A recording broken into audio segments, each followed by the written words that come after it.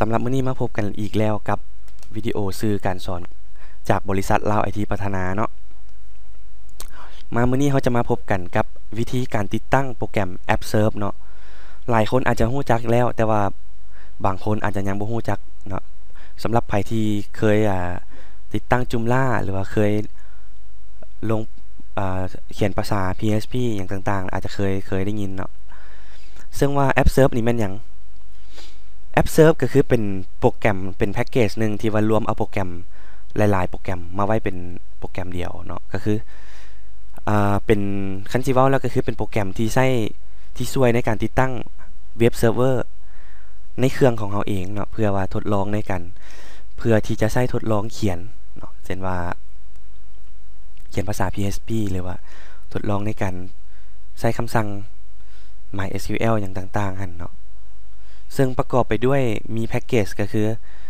Apache เนาะ Apache นี่จะเป็นแพ็กเกจของเว็บเซิร์ฟเวอร์ที่เป็นของฟรีอยู่แล้ว PHP ก็คือจะเป็น engine ของภาษา PHP เนาะที่ว่า เป็น engine ของภาษา PHP ที่ว่าใช้ในการแปลภาษา PHP เพื่อมันเฮ็ดเวียกได้อยู่ในฝั่งเซิร์ฟเวอร์และก็ยังมี MySQL ที่เป็นฐานข้อมูลเนาะตัวนี้ดังหลาย MySQL PHPMyAdmin ก็คือจะเป็นเว็บเบสแมเนจเมนต์เนาะสำหรับจัดการฐานข้อมูล MySQL หั่นเนาะอันนี้ก็เป็นโลโก้ของ Apache เนาะหลักการเฮ็ดเวียกของ PHP หรือว่าเว็บเซิร์ฟเวอร์หั่นเนาะก็คือจะเฮ็ดเวียกง่ายๆขั้นตอนเฮ็ดเวียกก็คือจะมี user ที่ว่าเข้าเว็บหรือว่าส่ง request ไปผ่านหน้าเบราว์เซอร์เนาะหลังจากนั้นจะส่ง request ขึ้นไปหาถึงเซิร์ฟเวอร์เนาะเครื่องเซิร์ฟเวอร์ที่ติดตั้งเป็นเว็บเซิร์ฟเวอร์ไว้แล้ว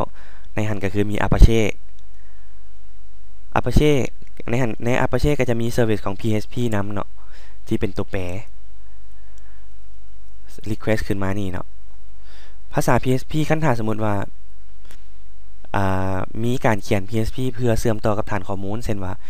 เว็บขายเครื่องเว็บอย่างต่างๆที่เก็บลงฐานข้อมูลเนาะมันก็จะเอิ้นไปหาฐานข้อมูลว่าuser request อย่างขึ้นมาแล้วหลังจากนั้นก็จะเอามาประมวลผลแล้วก็ส่งต่อไปเป็นแสดงผลแบบภาษา HTML แล้วก็ส่งกลับมาให้ user เบิ่งเนาะหลังจากนั้นก็คือ PHP นี่จะประมวลผลในฝั่งของเซิร์ฟเวอร์มานี่แอปเซิร์ฟนี่มันจะเฮ็ดหน้าที่หยังแอปเซิร์ฟก็คือจะเฮ็ดหน้าที่ในการรวบรวมเอาเซอร์วิสแพ็กเกจต่างๆนี่เข้ามาเป็นโปรแกรมเดียวเพื่อให้เฮาหันสะดวกในการทดลองเขียนโปรแกรมในเครื่องของเฮาเองเนาะอันนี้ก็คือแพ็กเกจต่างๆที่มันรวมไว้แบบนี้เนาะก็คือจะรวมเอาทุกอย่างเข้ามาไว้ในคอมของเฮาโดยที่บ่จำเป็นต้องอัปโหลดขึ้นเซิร์ฟเวอร์เพื่อทดลองรันโปรแกรมที่เฮาเขียนเนาะก็คือสามารถเขียนในเครื่องเฮาแล้วก็สามารถสั่งทดลองรันในเครื่องเฮาเองได้เนาะอันนั้นก็คือหลักการง่ายๆที่ว่ามันเฮ็ดเวียกบัดนี้วิธีติดตั้งเด้เฮาจะเฮ็ดจังไดเนาะก็คือก่อนอื่นหมดเฮาก็ไปที่เว็บเบราว์เซอร์เนาะเปิดเว็บเบราว์เซอร์ขึ้นมาแล้วไปที่ appservnetwork.com เนาะตามนี้เนาะหลังจากนั้นก็เลือกเอาเวอร์ชันที่เราต้องการเนาะซึ่งที่นี่ข้าพเจ้าแนะนำให้ใช้เวอร์ชัน appserve เวอร์ชัน 2.5.10 เนาะซึ่งว่าจะเป็นเวอร์ชันที่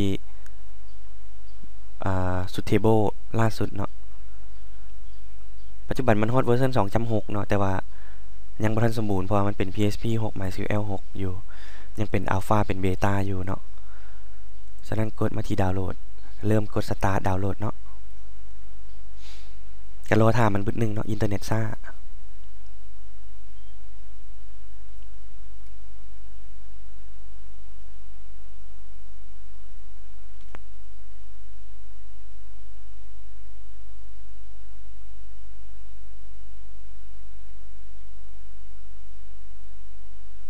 เนาะหลังจากสำเร็จแล้ว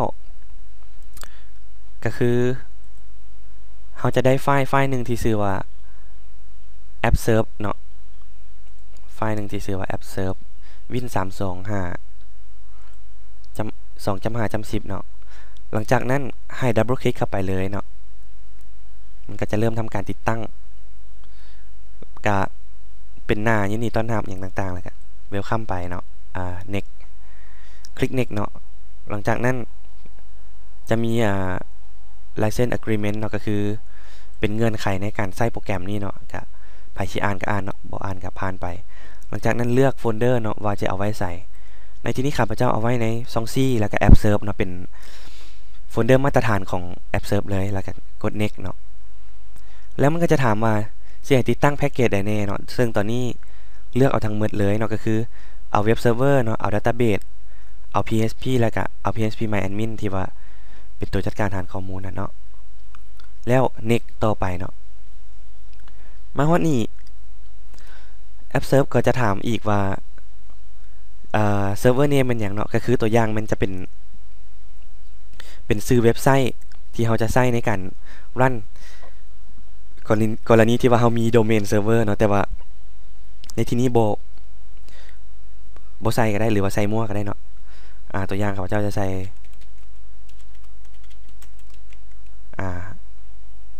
แล้วก็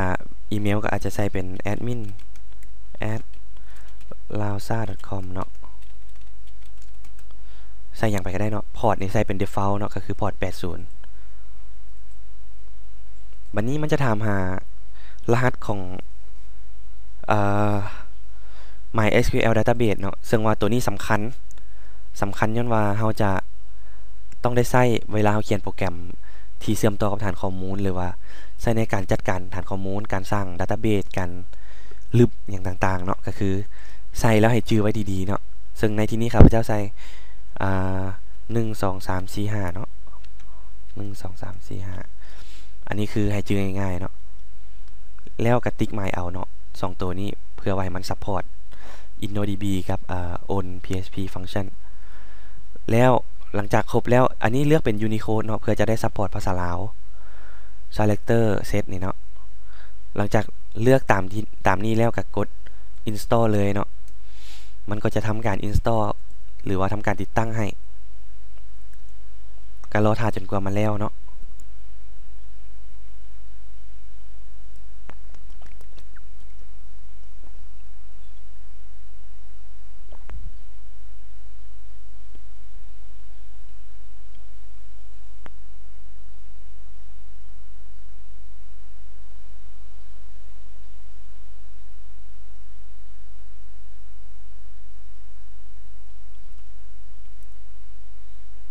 หลังจากสำเร็จแล้วเนาะมันก็จะให้เลือกว่า start Apache กับ start MySQL เนาะซึ่งว่าเป็นคำสั่งที่สั่งให้ start เว็บเซิร์ฟเวอร์กับ database server เนาะซึ่งตอนนี้เราเลือกเอาทั้ง2อันแล้วก็กด finish เนาะมันก็จะทำการ start แป๊บบาทหนึ่งหลังจากนั้นให้ท่านลองเปิดเว็บเบราว์เซอร์ขึ้นมาแล้วลองพิมพ์ใส่ว่า localhost เนาะ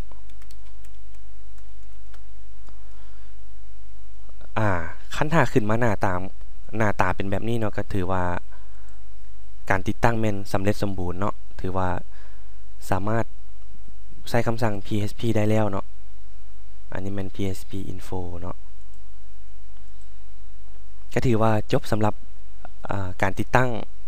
AppServe หรือว่าการกะเกี่ยมคอมพิวเตอร์เพื่อใช้ในการทดลองเขียนโปรแกรมด้วยภาษา PHP เนาะวิดีโอนี้มันเอาซ้ำนี้ก่อนแล้วเดี๋ยวโอกาสหน้าเดี๋ยวข้าพเจ้าจะมานำเสนอวิธีการเขียนโปรแกรมด้วยภาษา PHP หรือว่านำเสนอสิ่งที่น่าสนใจอื่นๆต่อไปเนาะสำหรับมื้อนี้สบายดีเนาะ